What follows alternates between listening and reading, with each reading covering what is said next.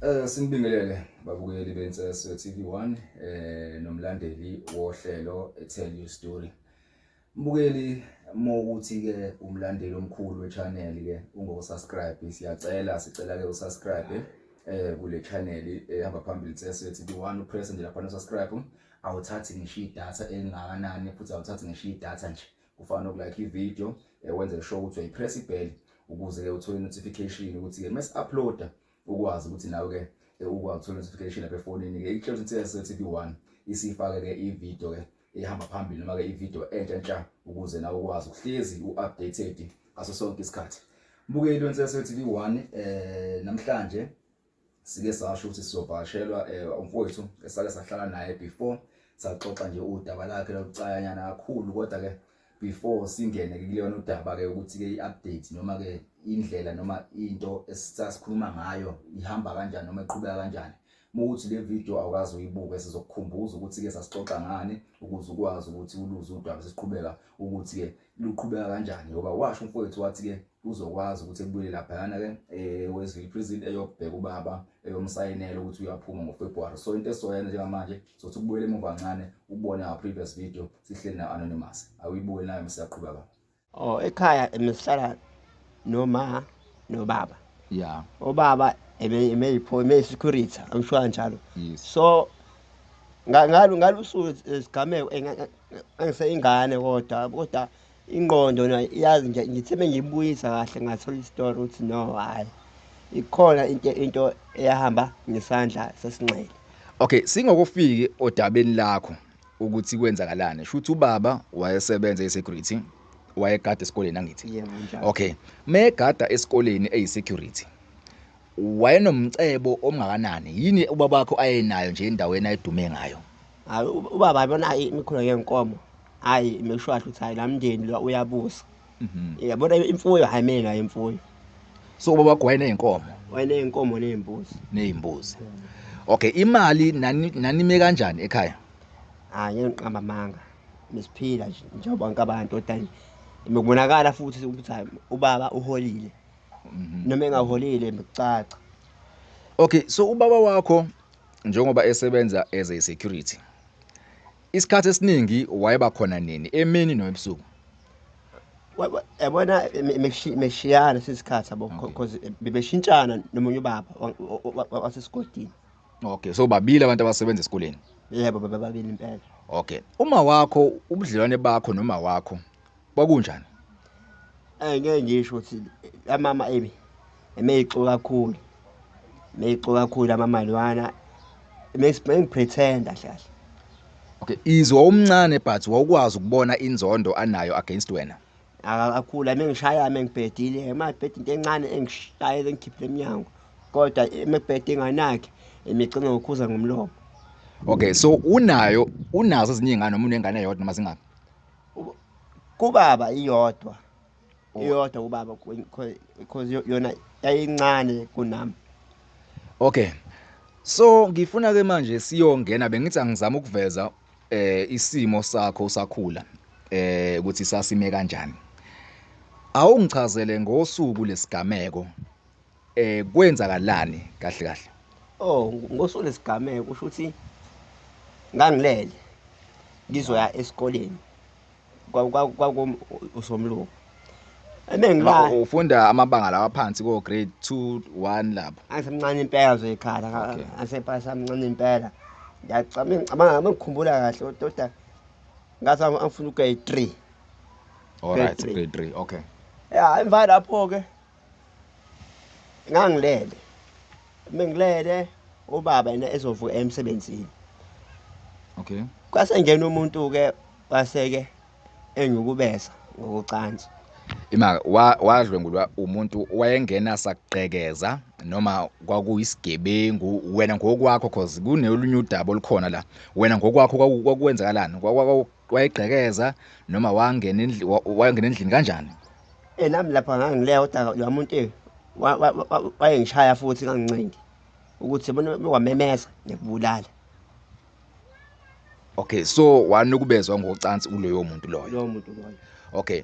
Emva kwesigameko waphelelaphi noma wabanjwa noma akabanjwanga noma wena wafinyelela kanjani kubazali bakho after leso sigameko ngoba wena wawuwedwa ngithi kulondlo ukuyona. yebo kunjalo. Okay, kwenzakalani ke esephumile noma eseqedile wayekwenza? Kwathi seqedile lokho ekwenza ngase ngivuka mina-ke sengiyotshela phela umzali uma wami ukuthi la kungena umuntu wangenza 1 no 2 wangilala wangiyukubeza. Uma esathi uma hhayi yena umuntu akambonile uthi ubona ubaba Okuyena ophuma endlini le obekuyiyona obulele kuyona. kade ngale kuyona. Okay, so kahle kahle la mbukeli into eyenzakalayo mengithi ngilalele noma ngokulalela kokubhala kwencwadi. Umama wathi wabona ubaba ephuma endlini okuyiyona le okwangena khona umuntu thizeni owafike wanokubeza yona insizwa le. So emva kwalokho wenzani uma wakho ngoba phela ubaba akekho esemsebenzini? Usemsebenzini. Okay, kwenzakalani ke emva kwalokho? Sahamba bese wangithatha wami eklinikhi. Eklinikhi kwathatha impela lo muntu udlenguliwe. Okay. Emva lapho-ke mise bayovula icala lakhe waboshwa ubaba.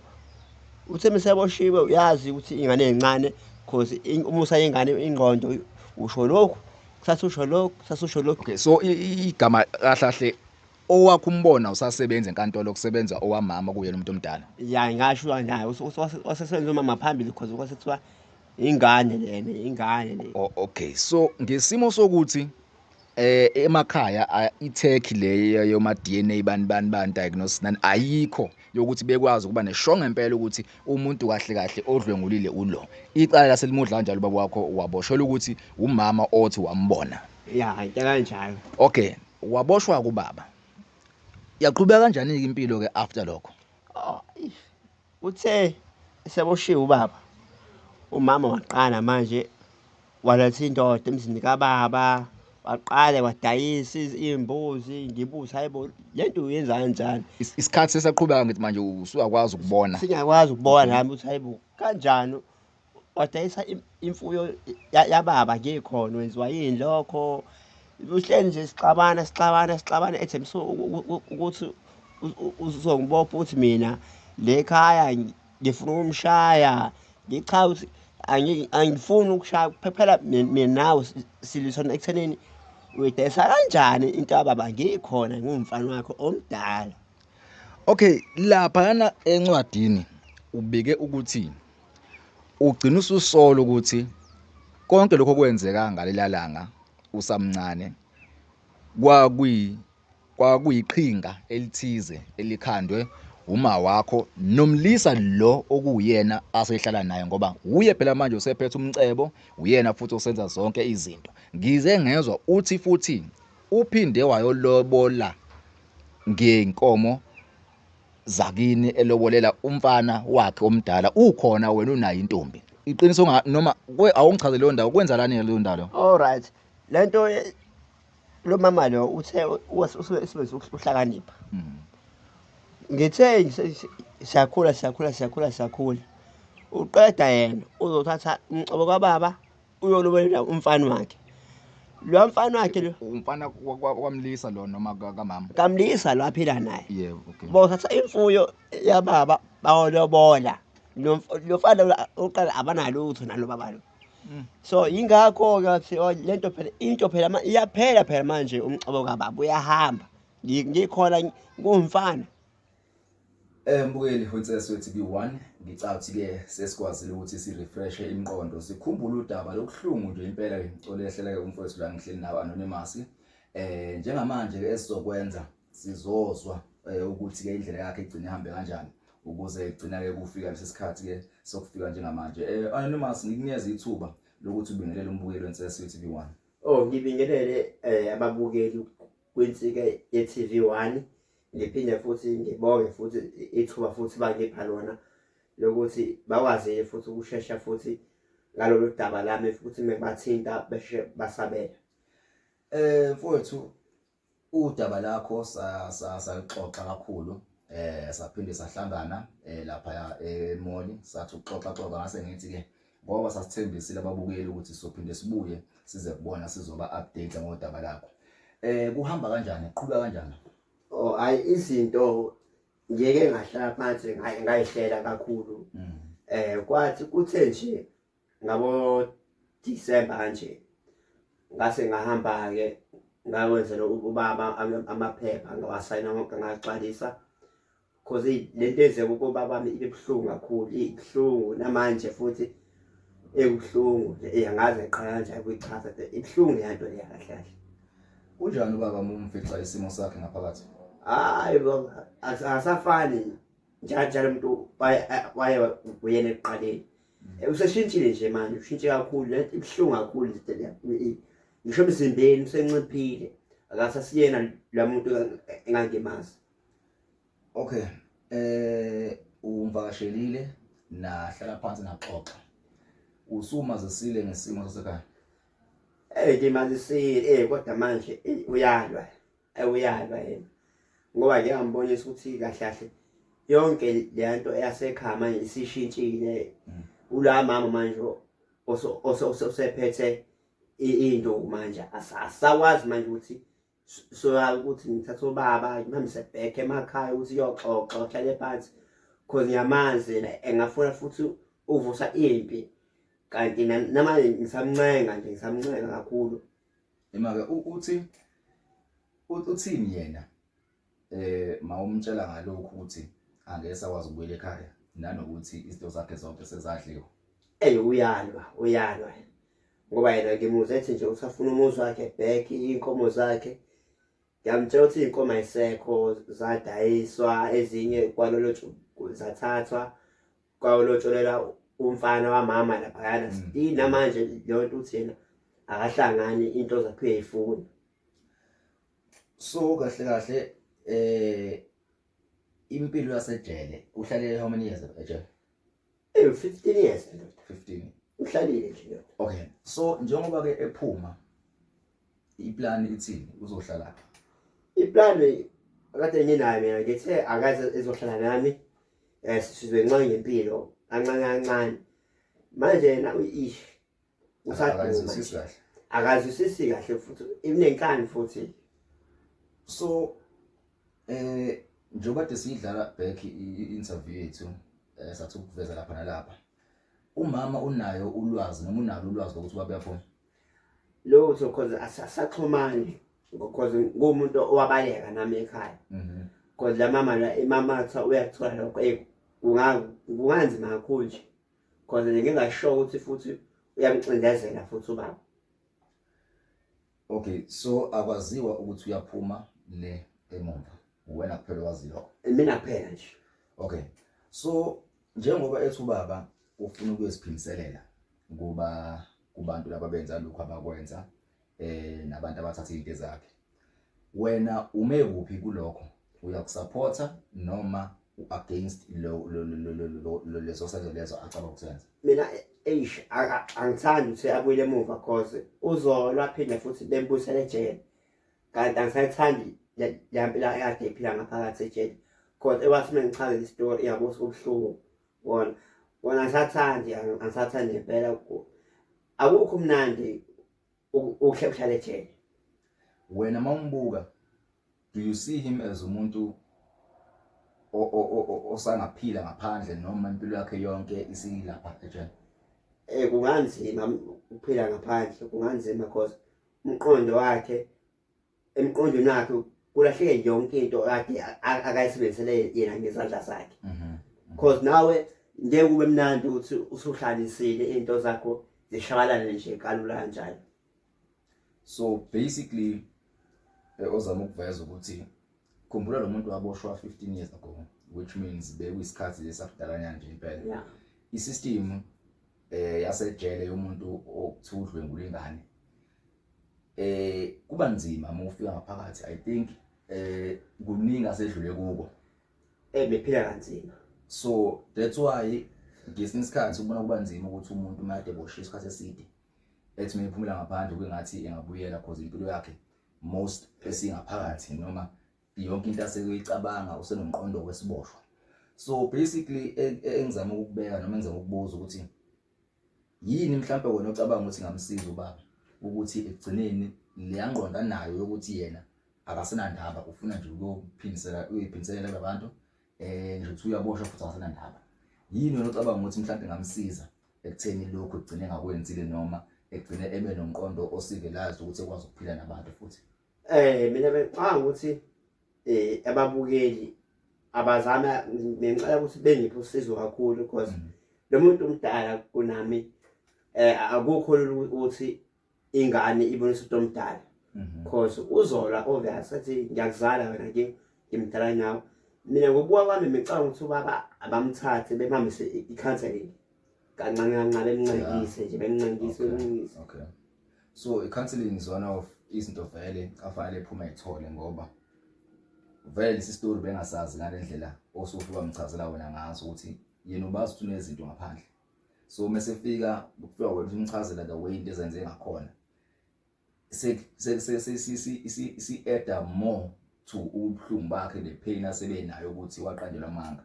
Manje sekuyacaca ukuthi uqambelwa amanga kwakhe umuntu oyehlala naye endlini kwaphinda futhi wangena umuntu lo uyena umuntu owenza isenzo wangena endlini yakhe waphila nalomuntu wakhe ayethi unkosikazi wakhe. So counseling into oqala ocabanga ukuthi ngamsiza baba? Yeah, yona into engamsiza leyo.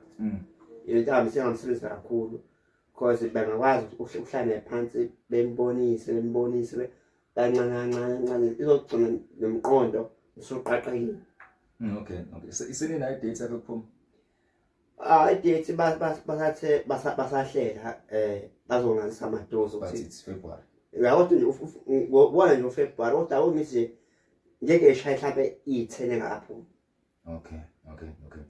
So mbuyelo wenseso TV1 njengoba uluza udaba sayixoxa before senza lokho esasikuthembisile ukuthi solokho isibuya si-update ukuthi i-process ihamba kanjani.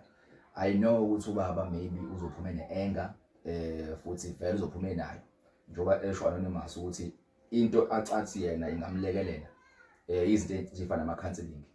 Nanawe mbukele ekhaya I think vele ubaba uzoba na access of ukuxhumana noma ukuthola izinkundla zokuxhumana mephumelele ukumbonisa nizame ngayo yonke indlela ukuthi nisize umfowethu ukuthi ubaba athola amazwi kubantu abalizwile udaba kwinseso TV1 iqala indaba siyixoxe ukuthi naye kwazi ukuthi kuba njengoba esho uAnonymous akulula ukuthi yena amtshele ukuthi akenzeni yizo uzozama phela ngoba phela kodwa uyingane egcineni. Kodwa umbukeli wenseso TV1 I'm sure ukuthi nawe umbono wakho ungenza umehluko omkhulu kule case esibhekana nayo njengamanje. So uba kumephuma sithe uzohlala nawe isikhashana. Yeah, uzohlala nje impela. Okay, la eThekwini. La eThekwini impela.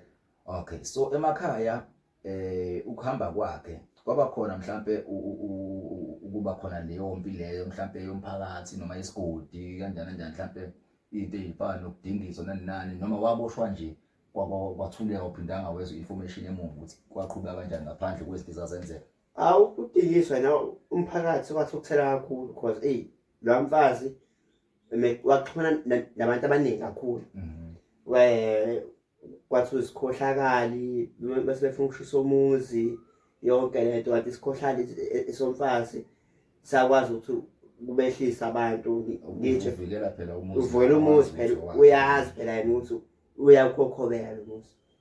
Mucabanga umuzi usabhale ngoba namanje? Washintsha izinto nje kakhulu. Wahamba sekushintshile? Ngiyahamba nje because ngathi ngiyakhuluma kathi ukhulumani wena because onalutho wona la. Nami ngabona ukuthi hayi ngcono nami ngiphume ngokubaleka.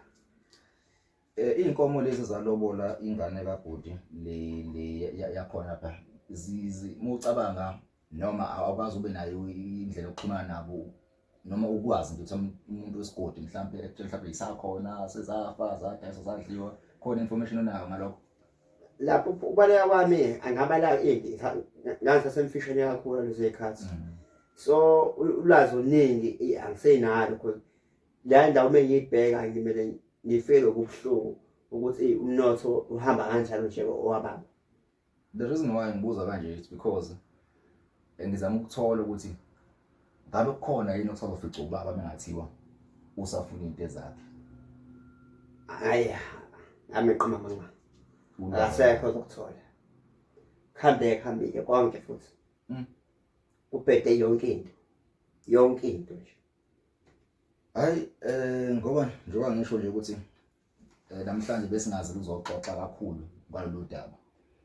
Besizo update nje umbukeli ukuthi siyacela ngoba uthe mawufika la wazi ucela ukuthi sicela nje ukuthi uxoxa kancane nabantu ukuthi bekusize bebonise ubaba mayephuma ngoFebruary ekwazi ukuthola information noma ekwazi ukuthola iyalelo abantu bemiyala ngalesi senzo afuna ukusenza ngoba kahle kahle usewumuntu yena othi ufuna nje ukubulala noma ufuna ukulwa efuna into ezakhe back uyinto futhi angibuyisela emuva nje ya kunjalo phela. so umbukeli wenseso TV1 njengoba shilo ukuthi ke namhlanje umzumile nje mfuthu ongivashela ngathi hayi ngokusukhona hlayeni phansi sithi ukuxoxa kancane ngalolu daba sithi update umbukeli simnikeze futhi nayo ithuba lokuthi asibonise lolu daba ukuthi singenza kanjani siqhubeke siye phambili.